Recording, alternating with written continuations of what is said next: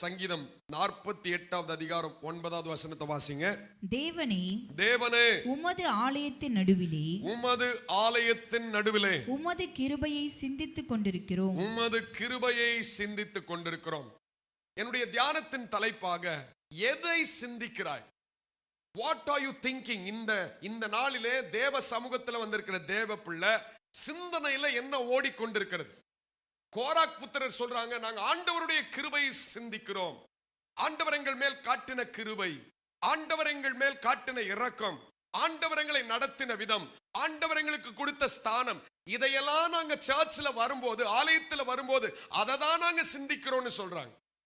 எத்தனை பேர் இந்த வருஷம் ஆண்டவர் ஆரம்பித்ததிலிருந்து இந்த நாள் வர ஆண்டவர் நடத்தின கிருபைகளை நாம் சிந்திக்கிறோம். இன்னைக்கு ஒருவேளை இந்த சிந்தனை வேற ஏதோ சிந்திச்சுக்கிட்டு இருக்கோம்னா, தேவ ஆவியானவர் திட்டமாய் பேசுகிறார். நம்ம சிந்திக்க வேண்டியது என்னன்னா, தகுதி இல்லாத எங்களை கடந்த ஜனவரி மாதத்திலிருந்து இந்த நாள் வரை நடத்தி நம்முடைய கிருபை சிந்திக்க ஆண்டவர் கிருபை செய்வார். சொல்லுங்க ஒரு அல்லேலூயா. கிருபையை சிந்திக்கணும். நம்ம சிந்தனைக்குள்ள இன்னைக்கு வேற எல்லாத்தையும் வெளியில தள்ளக்கூடிய ஒரு முக்கியமான நேரத்துக்கு வந்திருக்கிறோம். பிசாசு வருடத்தை முடிக்கும் போதுதான் சொல்லுவான், அது நடக்கல, இது நடக்கல, நீ ஜெபம் பண்ண இப்படி ஆயிருச்சு, அப்படி ஆயிருச்சு, இவ்வளவு பிரச்சனை நீ சந்திக்கிற, புது வருஷத்துல உனக்கு இவ்வளவு சவால் இருக்கு. இத்தனை கேள்விகள் உங்கள் மனதுக்குள்ள சிந்தைக்குள்ள எழும்பும் போது நீங்க சொல்லணும், நான் இதை சிந்திக்கிறதுக்காக ஆலயத்துக்குள்ள வரல, அவருடைய கிருபையை சிந்தித்து துதிப்பதற்காக வந்திருக்கிறேன். I have come with a purpose, so let my mind be filled with the grace of God. என்னுடைய சிந்தனை தேவனுடைய கிருபையினால் நிரம்பி இருப்பதாக. கிருபை அவ்வளவு விசேஷமானது. பக்கத்துல தட்டி சொல்லுங்க, கிருபை விசேஷமானது. ஏன்னா நிறைய பேர் இந்த கிருபையை பெறாமலே இந்த உலகத்திலிருந்து நிர்மூலமாகி விட்டார்கள். அதனாலதான் இந்த கிருபை, நம்ம அந்த கிருபையை ரொம்ப சிந்திக்கணும், ரொம்ப ஆண்டவருக்கு நன்றி செலுத்தணும். ஏன்னா நான் கிருபை என்று சொன்னாலே அதுக்கு அர்த்தம் என்ன தெரியுமா? கிருபைக்கு அர்த்தம் தகுதி இல்லை எனக்கு, ஆனா அவர் எனக்கு என்ன கொடுத்திருக்கிறார்? கிருபை கொடுத்திருக்க. அப்படின்னா உதவி செய்திருக்கிறார். எனக்கு அதை பெற்றுக்கொள்வதற்கு எந்த ஒரு தகுதியும் கிடையாது. அழகு கிடையாது, படிப்பு கிடையாது, பெரிய பேச்சு திறமை கிடையாது, நிக்கிறதுக்கு எந்த தகுதியும் கிடையாது. எதுவுமே இல்லாத போது கூட இந்த வருஷம் முழுவதும் நம்ம மேல, நம்ம குடும்பத்தின் மேல ஆண்டவர் நம்ம சபை மேல எப்படி இருந்திருக்கிறார்? கிருபையா இருந்திருக்கிறார். சொல்லுங்க, எப்படி இருந்திருக்கிறார்? கிருபையா இருந்திருக்கிறார். அதுதான் கோராக் புத்திரர் சொன்னார்கள். இன்னைக்கு பிசாசு அநேகரை எதை சிந்திக்க விட மாட்டான் தெரியுமா? கர்த்தர் உங்களுக்கு எவ்வளவு கிருபையா இருந்தாரு சிந்திக்கவே விட மாட்டான். கர்த்தர் நம்ம மேல எவ்வளவு இரக்கமா இருந்தாரு சிந்திக்கவே விட மாட்டான். வேற ஏதோ சிந்தனை கொடுப்பான். இன்னைக்கு ஆலயத்துல உட்கார்ந்து இருந்தா கூட வேற சிந்தனை. இன்னைக்கு உலகத்தில் இருக்க மனுஷனுடைய சிந்தனை எப்படி இருக்கும் தெரியுமா? இந்த வருஷத்தை முடிக்கும் போது அடுத்த ஞாயிற்றுக்கிழமை நான் எந்த கிளப்ல இருக்கலாம்னு யோசிப்பான், யாரு கூட சேர்ந்து குடிக்கலான்னு யோசிப்பான். ஆனா ஆலயத்துல உட்கார்ந்து என் சிந்தனை அப்படி போயிரும்னா, இன்னைக்கு அந்த சிந்தனை போகாம, ஆண்டவரே உம்முடைய கிருபைகளை சிந்திக்கிறவர்களா எங்களை மாற்றும் ஆண்டவரே, நீர் காட்டின இரக்கங்களை சிந்திக்கிறவர்களா எங்களை மாற்றும் ஆண்டவரே. அப்படிப்பட்ட சிந்தனை நமக்கு தேவை. ஆண்டவரே என்ன தெரியுமா சொல்றாரு? இஸ்ரவேல் ஜனங்களை குறித்து ஆண்டவர் சொல்லும்போது சொல்றார், நான் எவ்வளவு நன்மை செய்தாலும், நான் காட்டின கிருபையும் நான் செஞ்ச நன்மையும் அவர்கள் என்ன செய்து விடுகிறார்கள் என்றால், என்ன செய்யறாங்களா? பக்கத்துல தட்டி கேளுங்க, மறந்துட்டீங்களா? ஞாபகம் இருக்கா? எனக்கும் ஞாபகம் இல்லை, உங்களுக்கும் ஞாபகம் இல்லை அப்படின்னு சொல்ற மாதிரி இருக்கு. எத்தனை பேருக்கு ஆண்டவர் எனக்கு செய்த எல்லா கிருபைகளும் நன்மைகளும் நினைவிருக்குன்னு சொல்றவங்க அல்லேலூயா சொல்லுங்க. பரவாயில்ல, இவ்வளவு பேர் ஞாபகம் வச்சிருந்தீங்க, ரொம்ப சந்தோஷம். ஆனா நான் போன வருஷம் பிரயாசப்பட்டேன், சில ஆண்டவர் செய்த நன்மைகள்லாம் எழுதி வைக்கணும்னு. கொஞ்ச நாள் ஆரம்பிக்க முடியுது, ஆனா வேகமா போயிட்ட அப்புறம் நாட்கள்ல நம்மளால எழுதி வைக்க முடியல. ஆனா உண்மையா யாராவது எழுதி வச்சிருப்பீங்கன்னா, you are a blessed person. நீங்க ஆசீர்வதிக்கப்படும். ஏன்னா ஆண்டவர் செய்த நன்மைகள் நிறைய நேரம் நம்முடைய நினைவுக்கே வர்றதில்லை. அதனாலதான் ஒரு பக்தன் சொல்றான், அநேகர் கர்த்தர் செய்த நன்மையை எங்க எழுதி வைக்கிறோம்னா மண்ணுல எழுதி வைக்கிறோம். ஆனா யாராவது நம்மளை ஏதாவது பேசிட்டா எங்க எழுதி வைக்கிறோம்? இருதயத்துல கல்லுல எழுதி வைக்கிறோம். அழிஞ்சிடவே கூடாது அது. ஆனா கர்த்தர் உங்களுக்கு ஜனவரி மாசம் என்ன செஞ்சாரு? ஜனவரியா அப்படி ஒண்ணு வந்துச்சா அப்படின்னு கேட்கிற மாதிரி பலர் இருக்கிறீங்க. ஜனவரி மாதம் 1 தேதி 2 தேதி 3 தேதி அந்த வாரம் எப்படி வந்தது, ஜனவரி முடிந்து பிப்ரவரிக்குள்ள நான் எப்படி வந்தேன், அந்த நாட்கள் நான் சந்தித்த பிரச்சனை என்ன, என் வீட்டு வாசல்ல வந்த பிரச்சனை என்ன, நான் போகும்போது வந்த காரியம் என்ன, தேவன் எனக்கு எப்படியெல்லாம் கிருபை செய்தார் என்பதை நான் உணரலனா இந்த வருஷத்தை நான் முடிப்பது எனக்கு ஆசீர்வாதமா இருக்காது. இந்த வருஷத்தை முடிக்கும் போது நீங்க ஆசீர்வாதமா முடிக்கணுமா, ஆலயத்திலும் சரி உங்க வீட்டிலும் சரி கர்த்தருடைய கிருபைகளை சிந்தித்துக் கொண்டே இருங்கள். ஹல்லேலூயா. ஆண்டவருடைய கிருபைகளை சிந்தித்துக் கொண்டே இருங்கள். அது உங்களுக்கு நிச்சயமா ஆசீர்வாதமா இருக்கும். வேதத்தில் சில நபர்கள் எல்லாம் அந்த கிருபையை ரொம்ப அதிகமா பார்த்திருக்கிறாங்க. வேதம் சொல்லுகிறது, ஒரு மனுஷனை குறித்து வாசிக்கலாமா, சில வசனங்களை வேகமா வாசிக்கலாம். வாசிங்க. முதலாவது ஆதியாகமம் புஸ்தகம் 6வது அதிகாரம் 8வது வசனம் வாசிங்க. ஆதியாகமம் 6:8 வாசிங்க. நோவாவுக்கோ கர்த்தருடைய கண்களில் கிருபை கிடைத்தது. கர்த்தருடைய கண்களில் கிருபை கிடைத்தது. இந்த கிருபை அவனுக்கு கிடைச்சதுனால வேதம் அடுத்த வசனம் சொல்லுகிறது, நோவா தன் காலத்தில் வாழ்ந்தவர்களுக்குள் உத்தமனும் நீதிமானுமாய் இருந்தான். நோவா தேவனோடு என்ன செய்தான், சஞ்சரித்துக் கொண்டிருந்தார். இன்னைக்கு இந்த கிருபைய உணர்ந்து நம்ம ஆண்டவரே கிருபப்பா கிருபப்பா கிருப ஆண்டவரே கிருப ஆண்டவரே கிருப ஆண்டவரே, எவ்வளவு இந்த கடைசி வாரத்தில் ஆண்டவர் கிருபையை சொல்றோமோ, நான் சொல்ற ஒவ்வொன்றும் உங்களுக்கு எனக்கு ஆசீர்வாதத்தின் மழையாக கர்த்தர் மாற்றுவார். கிருபையின் மேல் கிருபை பெற்றுக்கொள்வோம். சொல்லுங்க, எப்படி பெற்றுக்கொள்வோம்? கிருபையின் மேல் கிருபை பெற்றுக்கொள்வோம். நோவாவுக்கு ஆண்டவருடைய கண்ணில் கிருபை கிடைச்சுதான். இன்னைக்கு ஆண்டவருடைய கண்ணில் எனக்கு எப்படி இருக்கு கிருபை? ஆண்டவர் என்ன பார்க்கும்போது இன்னும் கிருபை கொடுக்கணும், என் பிள்ளைக்கு இன்னும் கிருபை கொடுக்கணும், கொடுக்கிறாரா? இல்ல அந்த கிருபையை நான் உதாசீனப்படுத்துகிறேனா? வேதம் சொல்லுகிறது, யோனா புஸ்தகத்துல யோனா சொல்றாரு, மாயை பின்பற்றி போகிறவர்கள் தங்களுக்கு வருகிற கிருபையை போர்க்கடிக்கிறார்கள். ஆண்டவர் கிருபையை தருகிறார், ஆனா நிறைய நேரம் அதை உணராம போகும்போது அதை நம்ம வேஸ்ட் பண்றோம். வேண்டாங்க, நான் பார்த்துப்பேன், இதெல்லாம் என் பலத்தினால் ஆனது, என் சுயத்தினால் ஆனது, இதெல்லாம் நான் சாதிச்சேன், என் வாய் தாளத்தினால வந்தது. இல்லைங்க, நான் சொல்றேன், இன்னைக்கு கிருபையை சிந்திப்பதற்காகவே ஆண்டவர் இந்த வாரத்தை கொடுத்திருக்கிறார். கொஞ்ச நேரம் கிடைக்கும்னா தேவ சமூகத்தில் போய் முழங்கால் பண்ணிட்டு எப்படி இருந்தது அந்த கிருபை அப்படின்னு சொல்லி உங்க வார்த்தையினால் ஆண்டவரை துதித்து பாருங்க. உண்மையாகவே அவருடைய கிருபை மகா பெரிது, அவருடைய இரக்கம் மகா பெரிது நம்ம மேல் இருந்தது. இப்ப நோவாவுக்கு அவருடைய கண்களில் கிருபை கிடைத்தது. யோசேப்புன்னு ஒரு மனுஷன் இருந்தான். வேதம் சொல்லுது, அவன் மேல ஆண்டவர் கிருபை வைத்தார். சொந்த சகோதரர்கள் பகைத்தார்கள், சொந்த சகோதரர்களை தூக்கி குழியில போட்டார்கள். ஆனா கர்த்தர் அவன் மேல கிருபை வைத்ததனால் ஆண்டவர் அவனை அதிபதியாக வர வைத்தார். இன்னைக்கு இந்த உயர்வு, இந்த ஆசீர்வாதம் ஏதோ மனுஷன் எனக்கு போட்ட பிச்சை அல்ல, கர்த்தர் என் மேல் வைத்த கிருபையினால் இன்றைக்கு நம்மை உயர்த்தி வைத்திருக்கிறார். ஹல்லேலூயா. சொல்லுங்க ஹல்லேலூயா. கர்த்தருடைய கிருபை உணர்கிறவர்களால துதிக்காம இருக்க முடியாது. கர்த்தருடைய கிருபை உணர்கிறவர்களால ஆண்டவரை துதிக்காம இருக்க முடியாது. எத்தனையோ சாட்சியை நான் கேட்டு இருக்கிறேன். ஒரு காலத்துல நம்முடைய குடும்பம் நம்ம இருந்த நிலையிலிருந்தெல்லாம் கர்த்தர் எப்படி நம்மளை கொண்டு வந்திருக்கிறார் என்பதை திரும்பி பார்க்கணும்னா அது இந்த வாரமா தான் இருக்கணும். இந்த வருஷத்தை எப்படி நடத்தினான்னு திரும்பி பார்க்கணும்னா இந்த வாரத்துல திரும்பி பாருங்க. திரும்பி பார்த்து ஆண்டவருக்கு நன்றி சொல்லுங்க. மோசே என்கிற ஒரு மனுஷன் தான், அவனை குறிச்சுதான் நம்ம தியானிக்க இருக்கிறோம். அவன் ஆண்டவற்றை என்ன கேட்கிறான் வாசிக்கலாமா? என்னோடு சேர்ந்து வாசிங்கள். யாத்ராகம புஸ்தகம் 33வது அதிகாரம். கிருபையை இவ்வளவு தூரம் வாஞ்சிக்கிறது ஏன் இவர்கள் கேட்கிறார்கள்? 19வது வசனத்தை வாசிங்க. அதற்கு அவர், என்னுடைய தயையெல்லாம் நான் உனக்கு முன்பாக கடந்து போக பண்ணி கர்த்தருடைய நாமத்தை உனக்கு முன்பாக கூறுவேன். எவன் மேல் கிருபையா இருக்க சித்தமா இருப்பேனோ எவன் மேல் கிருபையா இருக்க சித்தமா இருப்பேனோ அவன் மேல் கிருபையா இருப்பேன். எவன் மேல் இரக்கமா இருக்க சித்தமா இருப்பேனோ அவன் மேல் இரக்கமா இருப்பேன் என்று சொல்லி 13ஆம் வசனத்துல கூட மோசே என்ன கேட்கிறார் பாருங்க ஆண்டவர்ட்ட. உம்முடைய கண்களில் இப்பொழுது எனக்கு கிருபை கிடைத்ததானால், இப்பொழுது எனக்கு கிருபை கிடைத்ததானால் போதும். அப்ப மோசேன்ற ஒரு மனுஷன் ஆண்டவர்ட்ட என்ன ரொம்ப கேட்கிறான், ஆண்டவரே உங்க கண்ணில் எனக்கு என்ன கிடைச்சிட்டோம் சொல்லுங்க, எனக்கு உங்க கண்கள்ல கிருபை கிடைக்கட்டும் ஆண்டவரே. கிருபை கிருபை கிருபை கிருபை கிருபை கிருபைக்காகவே அவன் ரொம்ப ஆண்டவர்ட்ட கேட்டான். 33வது அதிகாரத்தில் ஆண்டவரே பதில் சொல்லுகிறார், எவன் மேல் நான் கிருபையா இருக்க சித்தமா இருக்கிறனோ அவன் மேல நான் எப்படிதான் இருக்கிறேன், கிருபையா இருக்கிறேன், கிருபையா இருக்கிறேன். எப்படி பாஸ்டர் சொல்றீங்க? தோ சர்ச்சுக்குள்ள வந்திருக்கீங்களே, இதுவே ஒரு பெரிய கிருபை. ஏன்னா இன்னைக்கு நான் சர்ச்சுக்கு வரேன்னு சொன்ன எத்தனையோ பேர் சர்ச்சுக்கு வர முடியல. எத்தனையோ பேர் இன்னைக்கு ஒரு ஒரு ஒரு விச அந்த சுவாசத்தை எடுப்பதற்கு ஆக்சிஜன் வச்சுட்டு, பாஸ்டர் இது மேல இருந்து இந்த மூடியை மட்டும் எடுத்துட்டா போதும் பாஸ்டர், வேற ஒண்ணு வேணாம், நான் ஆண்டவரை நல்லா துதிப்பேன்னு சொல்ற எத்தனையோ பேர் இன்னைக்கு அவங்களால சுவாசிக்க முடியல. அவர்கள் நடுவிலே ஆண்டவர் நம்மை கிருபையாய் ஆலயத்தில் கொண்டு வந்திருப்பார்னா, மோசேயை போல நம்மளும் கேட்கணும், ஆண்டவரே இன்னும் கூட எனக்கு என்ன தாரும்? கிருபை தார் ஆண்டவரே, கிருபை தாரும். நீர் கடந்த நாட்கள் எல்லாம் என் மேல காட்டின கிருபைய நான் உணர்ற ஆண்டவரே. உணரக்கூடிய ஒரு இருதயம் தேவை. சில நேரத்துல நம்முடைய இருதயம் எப்படி மாறிடுது பாருங்க, இந்த கிருபையை நம்ம உணராம இருக்கிறதுனால. வாசிங்க அந்த வசனத்தை வாசி, நம்ம மறுபடியும் மோசே வாழ்க்கைக்குள்ள இருந்து தியானிக்கலாம். வாசிங்கள் என்னோடு சேர்ந்து ரோமர் எழுதின நிருபம் 1வது அதிகாரம் 21ஆம் வசனம். ரோமர் 1:21. அவர்கள் தேவனை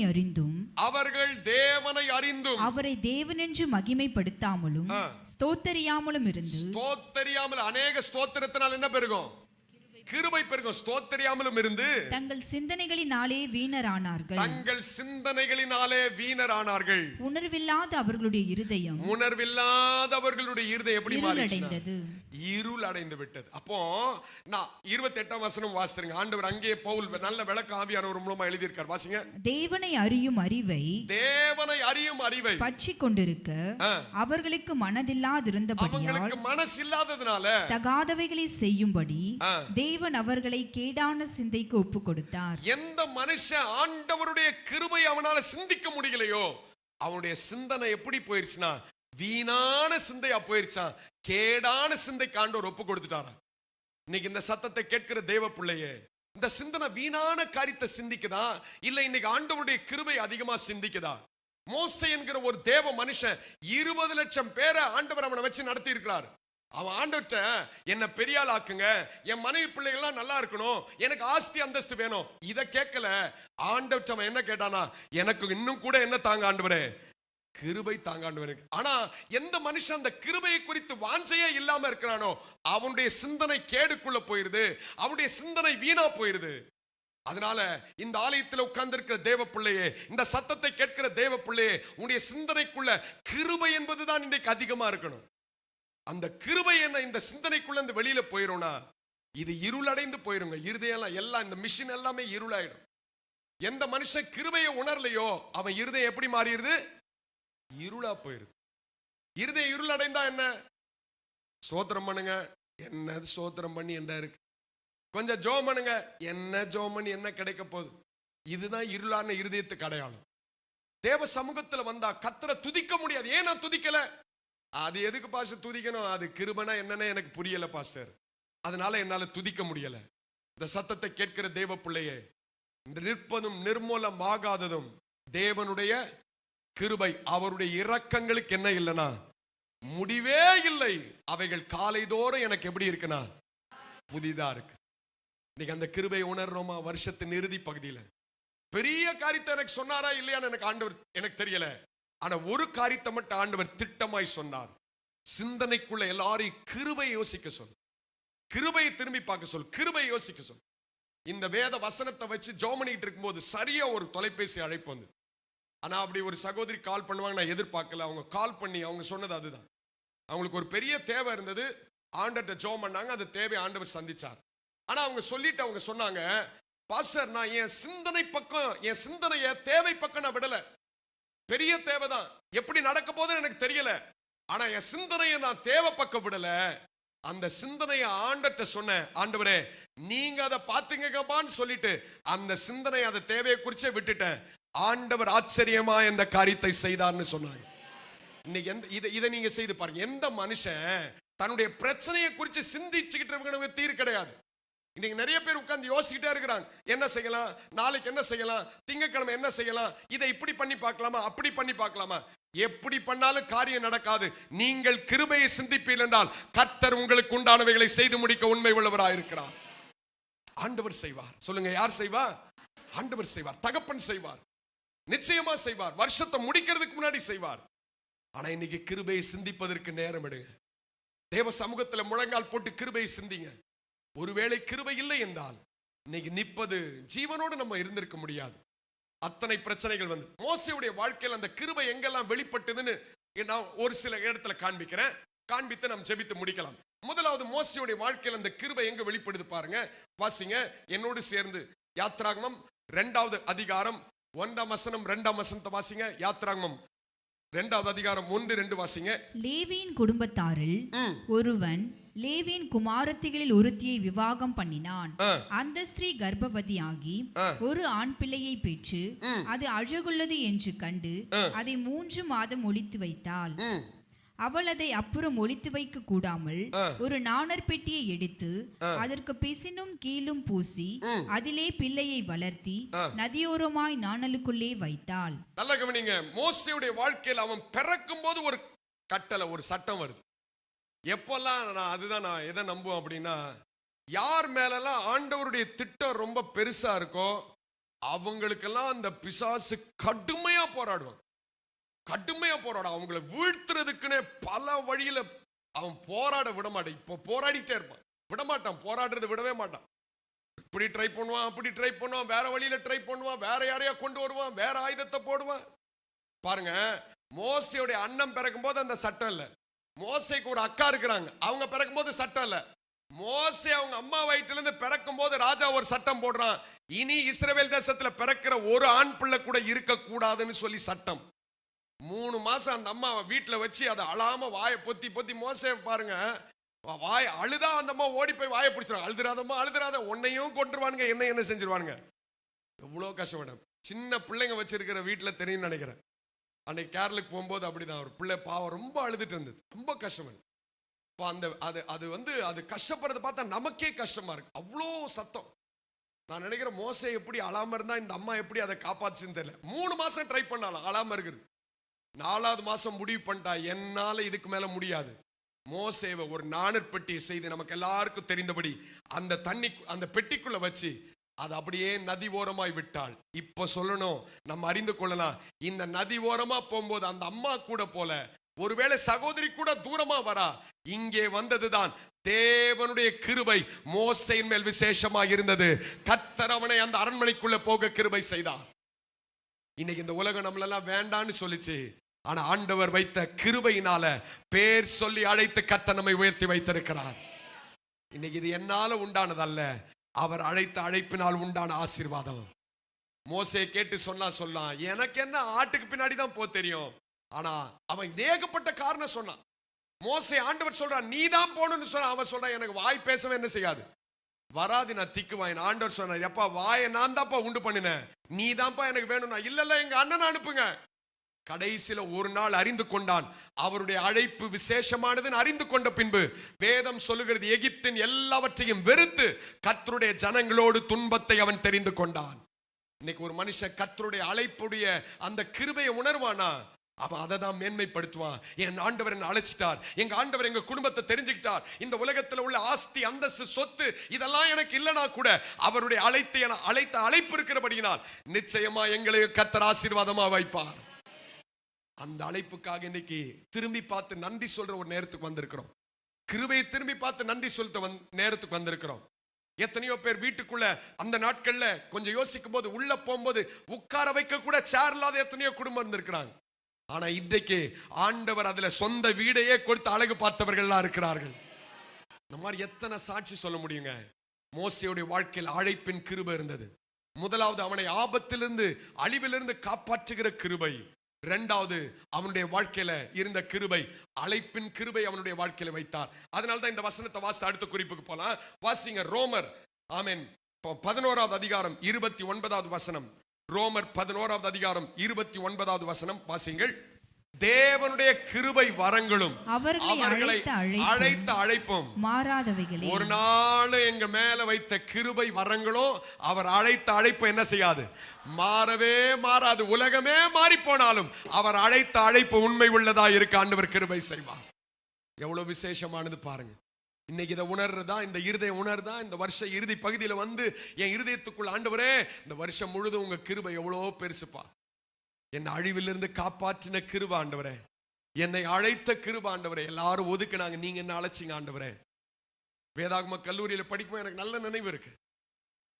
எல்லாரும் வேதாகம கல்லூரியில் அதிகமா ஜெபிக்கிறவர்கள், என்னென்னமோ செய்யறவர்கள், ஆராதனை பயங்கரமா நடத்துகிறவர்கள். இப்படி எல்லாம் இருந்தாங்க. ஆனா இத்தனை 20-23 ஆண்டு கழிச்சு திரும்பி பார்த்தா இன்னைக்கு ஆண்டவர் யாரெல்லாம் இன்னைக்கு ஒரு ரிஜெக்டட் பீஸ், இவங்க எல்லாம் நல்லா வருவாங்களான்னு நினைச்ச நாட்கள், அவங்களெல்லாம் கர்த்தர் இன்னைக்கு ரொம்ப ஆசீர்வாதமா வச்சிருக்கிறார். அதை நான் உணர்ந்து சொல்ல முடியும். உங்க வாழ்க்கையில நீங்க நிராகரிக்கப்பட்டிருக்கலாம், ஆனால் ஒன்று நீங்க விசுவாசிக்கணும், என் மேல் ஆண்டவர் வைத்த அழைப்பின் கிருபை ஒரு நாள் என்ன செய்யாதுன்னா மாறவே மாறாது. கர்த்தர் உங்களை ஆசீர்வதிப்பார். மூன்றாவது, இந்த இஸ்ரவேல் ஜனங்கள் வாழ்க்கையில ஒரு காரியத்தை நான் சொல்றேன், வாசிங்க. யாத்திராகமம் புஸ்தகம் 2வது அதிகாரம் 23-24. சில காலம் சென்ற பின் எகிப்தின் ராஜா மரித்தான். இஸ்ரவேல் புத்திரர் அடிமைத்தனத்தினால் தவித்து முறையிட்டு கொண்டிருந்தார்கள். அவர்கள் அடிமைத்தனத்திலிருந்து முறையிடும் சத்தம் தேவ சந்நிதியில் எட்டினது. தேவன் அவர்கள் பெருமூச்சை கேட்டு தாம் ஆபிரகாமோடும் ஈசாக்கோடும் யாக்கோபோடும் செய்த உடன்படிக்கையை நினைவு கூர்ந்தார். மூன்றாவது, வேகமா சொல்றேன். மூன்றாவது, இந்த மோசே ஆண்டவர் முதல்ல பிறப்புல அவனை அழிவிலிருந்து காத்த கிருபை. சொல்லுங்க, என்ன கிருபை அது? அழிவிலிருந்து காத்த கிருபை. இரண்டாவது, அழைப்பின் கிருபை. மூன்றாவது, இந்த இஸ்ரவேல் ஜனங்கள் அடிமைத்தனத்துக்குள்ள இருக்காங்க. அடிமைத்தனத்திலிருந்து ஆண்டவர் எப்படி கிருபையா வெளியில கொண்டு வந்தார்னு இந்த ஜனங்களை வச்சு சொல்றேன். அடிமைத்தனம்னா பார்வோன்றவன் பிசாசுக்கு ஒப்பானவங்க. அந்த ராஜா தேவனுடைய பிள்ளைனா அவனுக்கு பிடிக்காது. அவனை கொண்டு போய் அவனை அடிமையா வச்சுட்டான். 400 வருஷம் அடிமைத்தனம். கொஞ்சம் நெஞ்சா இல்ல, கஷ்டம். அதாவது வாழ்க்கையே வேணாம், ஏன்டா இப்படி ஒரு வாழ்க்கைன்ற அளவுக்கு வேலை வாங்குவானா. அப்ப பாத்துக்குங்க, 24 மணி நேரத்துல அவங்க கிட்டத்தட்ட 21 மணி நேரம் வேலை செய்யணும். 3 மணி நேரம் போய் சாப்பிட்டுட்டு தூங்கிட்டு மறுபடியும் வந்துடணும் வேலை செய்யறது. யோசிச்சு பாருங்க, 21 மணி நேரம் வேலை, விடவே மாட்டான். அவ்வளோ அடிமைத்தனம் அவங்க வாழ்க்கையில. ஆண்டவர் அந்த பிள்ளைகளை எப்படி வெளியில கொண்டு வந்தார் தெரியுமா? அடிமைத்தனத்திலிருந்து ஒரு ஆட்டுக்குட்டி அடிச்சு எகிப்தியன் இஸ்ரவேல் கூடாரத்தில் அந்த தெளித்தார்கள். வேதம் சொல்லுகிறது, சங்கார தூதன் வரும்போது ஆட்டுக்குட்டியாண்டிய இரத்தத்தின் மூலமாக அடிமைத்தனத்திலிருந்து கர்த்தர் அந்த பிள்ளைகளுக்கு விடுதலை கொடுத்தார். சொல்லுங்க ஒரு அல்லேலூயா. அதுக்கு நடுவுல ஏகப்பட்ட வாதைகள்லாம் இருந்தது. அதுக்கெல்லாம் நேரம், நான் ஒரே காரியத்தை சொல்லி நான் முடிக்க போறேன். நல்லா கவனிங்க. இந்த பார்வோன் அடிமைத்தனத்துல வச்சிருந்தான். கர்த்தர் தம்முடைய ஜனத்தை அடிமைத்தனத்திலிருந்து வெளியில கொண்டு வந்தாரு. இத போல ஒரு பெரிய ஆசீர்வாதம் இந்த உலகத்துல கிடையாது. இன்னைக்கு நான் அப்படியே சொல்றேன், இத நம்முடைய வாழ்க்கைக்கு சொல்றேன் பாருங்க. அடிமைத்தனம்னா பாவத்தின் பழக்கங்க, பாவத்தின் பழக்கம். இன்னைக்கு நான் சொல்றேன், இதுல ஒரு மனுஷன் சிக்கிடுவான்னா அவனை கொண்டு போய் அது கொல்லாம விடவே விடாது. நேற்றைக்கு இரவு ஒரு தொலைபேசி அழைப்பு வந்தது. ஒரு 10:30 இன்னார் இப்படிப்பட்டவர் மரிச்சு போயிட்டார்னு சொல்லி ஒரு அழைப்பு வந்தது. இதே நபரை போன கிறிஸ்மஸ்க்கு நான் பார்த்து ரொம்ப தாழ்மையா சொன்னேன், ஐயா நீங்க சர்ச்சுக்கு வந்துருங்க, உங்களை ஆண்டவர் நல்லா வைப்பார், நீங்க இயேசுவை தேடி வாங்கன்னு அவர்கிட்ட நான் சொன்னேன். ஆனா அடுத்த கிறிஸ்மஸ் நாளைக்கு விடியும்னா முந்தின நாள் அவர் தற்கொலை செய்து மரிச்சு போயிட்டாருன்னு கேள்விப்பட்டேன். ரொம்ப வருத்தப்பட்டேன். ஏன்னா அந்த குடும்பத்துக்குள்ள வீட்டுக்குள்ள நின்று அந்த குடும்பம் ஆசீர்வதிக்கப்பட்டுரும்னு ஜெபம் பண்ணி வந்த குடும்பம் இன்றைக்கு அதுதான் நான் சொல்றேன். அடிமைத்தன பழக்கம் ஒரு மனுஷனை கொக்கி மாதிரி பிடிச்சதுன்னா அவன் அந்த பிசாசு கொண்டு போய் அழிக்கிற வரைக்கும் விடாது. முதல்ல பண்ணும்போது நாம் பிடிக்கிற மாதிரி இருக்கும், பின்னாடி அது என்ன பிடிச்சுக்கும். என்னால் அதுக்கப்புறம் என்ன செய்ய முடியாது, நான் வெளியில வர முடியாது. இன்னைக்கு ஒரே ஒரு வழியில தான் என்னால வர முடியும். இயேசு கிறிஸ்துவின் இரத்தத்தின் மூலமாய், அவருடைய கிருபையின் மூலமாய் எல்லா அடிமைத்தன பழக்கத்திலிருந்து வெளியில வர முடியும். விசுவாசிக்கிறவங்க 2 கைத்தட்டி சொல்லுங்க, எதற்குமே நாங்கள் அடிமைப்பட மாட்டோம். பார்வோனின் ஆவிகளிலிருந்து கர்த்தர் எங்களை விடுதலையாக்கி இருக்கிறார். ரொம்ப கொடூரமானது அடிமைத்தனம். இன்னைக்கு முதல்ல அது என்ஜாய்மெண்ட் ஆரம்பிக்க போக போக அப்படியே ஆழத்துக்குள்ள கொண்டு போயிட்டே இருக்கும். ஒரு கட்டத்துல நான் திரும்பி வரலாம் நினைச்சா கூட ஒரு காலமும் திரும்பி வர முடியாது. அதுக்கு ஒரு பெரிய ஆண்டவருடைய இரக்கம் வேணுங்க, கிருபை வேணுங்க. ஒரு பழக்கத்திலிருந்து வெளியில வரணும்னா கர்த்தருடைய கிருபை இல்லாம அதுல இருந்து வெளியில வரவே முடியாது. அது சின்ன டிவி பார்க்கிற பழக்கமா இருக்கலாம், இல்ல ஒரு மொபைல்ல எடுத்து செய்யக்கூடிய ஒரு சின்ன பழக்கமா இருக்கலாம். ஆனா அந்த பழக்கத்துக்கு பின்னாடி ஒரு பெரிய அந்தகார வல்லமை இருக்கு. ஒரு பார்வோன் இருக்கான், அவன் ஜனங்களை விடுதலையாக்கவே விட மாட்டான். போற மாதிரி விடுற மாதிரி விடுவான், மறுபடியும் ஓடி வருவான். போற மாதிரி விடுவான், மறுபடியும் ஓடி வருவான். செங்கடலுக்கு முன்னாடி நிக்கிறாங்க, போங்கன்னு சொல்லிட்டான். வேதம் சொல்லுது, மறுபடியும் அவன் அவர்களை என்ன செய்தானா விரட்டி கொண்டு பின்பதாக வருகிறதை பார்க்கிறோம். இன்னைக்கு நான் சொல்றேன், தேவன் என்னை அடிமைத்தனத்திலிருந்து விடுதலையாக்கி இருப்பார்னா இன்னைக்கு அதுக்காக நீங்களும் நானும் நன்றி செலுத்தி ஆண்டவரை ஸ்தோத்தரிக்கணும். அவருடைய மகா பெரிய கிருபைக்காக ஸ்தோத்திரம். ஏன்னா என்னோட படிச்சவங்க இந்த அடிமைத்தனத்து பழக்கத்தினால இன்னைக்கு உயிரோடு இல்லை. அது எவ்வளவு வேதனைக்குரியதில்ல. என் கூட இருந்தவங்க, நான் அவன் கூட இருந்திருக்கேன், அவன் என் கூட இருந்திருக்கான், எல்லாம் ஒரே இடத்துல சாப்பிட்டு இருக்கோம். ஆனா இன்னைக்கு அவன் உயிரோடு இல்லை. காரணம் அடிமைத்தன பழக்கம். அப்படின்னா பாருங்க அது எவ்வளவு மோசமானது பாருங்க. அதனால இது அதுன்னு சொல்ல வரல, அது எதுவா இருக்கலாம். அதனால்தான் எதுக்காவது நான் அடிமைப்பட்டுட்டேனா இன்னைக்கு ஏசப்பா இல்லாம அவருடைய கிருபை இல்லாம பிசாசு விடவே மாட்டான். அவன் ஒண்ணுத்துக்கு தான் அவன் கட்டு விலகும். இயேசுவின் ரத்தம் சிந்தப்படும் என்றால் அந்த வல்லமையில வெளியில வந்துடலாம். அந்த வல்லமையில வெளியில வந்துடலாம். இன்னைக்கு யாராவது இந்த சத்தத்தை கேட்கிறவங்க அப்படி தவித்து கொண்டிருப்பீங்கன்னா இந்த வருஷ இறுதி பகுதியில் கர்த்தர் உங்களுக்கு ஒரு அழைப்பை கொடுக்கிறார். இன்னைக்கு அந்த கிருபையை பெற்று இயேசுவின் ரத்தத்துக்குள்ள வந்து, ஆண்டவரே சிலுவையில் எனக்காக சிந்தப்பட்ட கிருபையும் ரத்தத்தையும் கிருபையும் நான் உணர்றேன், இன்னைக்கு நான் என்ன அர்ப்பணிக்கிறேன்னு சொல்லிருங்க. அந்த அடிமைத்தனத்திலிருந்து ஜனத்தை ஆண்டவர் வெளியில கொண்டு வந்தது போல உங்களையும் அவர் கொண்டு வந்து நடத்தி செல்ல அவர் போதுமானவர். சொல்லுங்க அல்லேலூயா. கடைசியா ஒரே ஒரு வசனத்தை வாசி நம்ம முடிக்கலாம். வாசிங்க என்னோடு சேர்ந்து. ஆண்டவர் எப்படிப்பட்ட கிருபை உள்ளவர் பாருங்க. வாசிங்க என்னோடு சேர்ந்து யோசுவாவின் புஸ்தகம் 23வது அதிகாரம் 14வது வசனம். யோசுவா 23. கடைசியில் இந்த ஜனத்தை ஆண்டவர் அந்த வாக்குத்தத்த தேசத்துக்கு கொண்டு போனார். வாசிங்க யோசுவா 23:14 வாசிங்க. இதோ இன்று நான் பூலோகத்தார் எல்லாரும் போகிற வழியே போகிறேன்.